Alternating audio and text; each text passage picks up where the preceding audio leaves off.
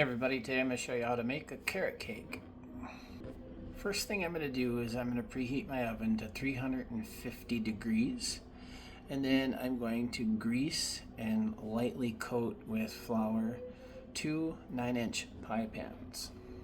Alright, once we get our pie pans greased with a little butter, coated with some flour, this is what they should look like.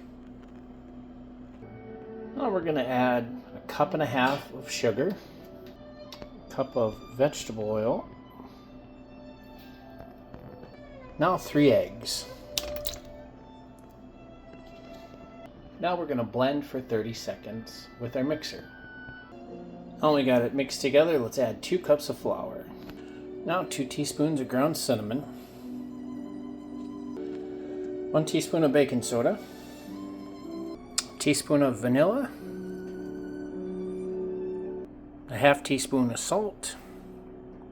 Now we're going to add 3 cups of shredded or julienne carrots.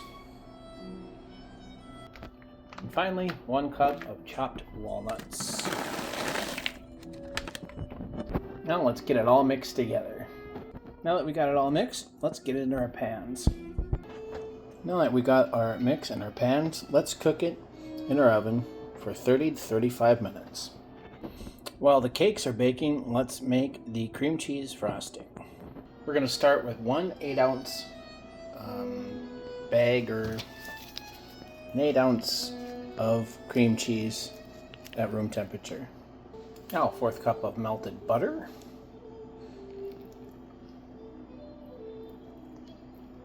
Three teaspoons of milk, roundabouts, between 2 and 3. 1 teaspoon of vanilla, 4 cups of powdered sugar, and I'm going to add a little bit of nutmeg for taste. Get a nice little dose of nutmeg in there. I like the taste of nutmeg. About like that. Our cream cheese frosting should look like that when we have all those ingredients combined. Let's set it in the refrigerator and wait for the cakes to finish cooking. Now that our carrot cakes are done, let's let them cool for about 10 minutes. Now that they cooled in round pans for 10 minutes, let's let them cool on cooling racks for a little bit longer. Now that they've cooled a little bit longer, let's get the icing on and let's get them looking great. We got the first layer, let's get the second layer on. There's the finished product. Let's get it cut and get us a bite.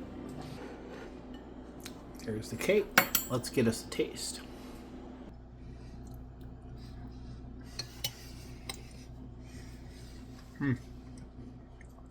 That's awesome. Awesome carrot cake.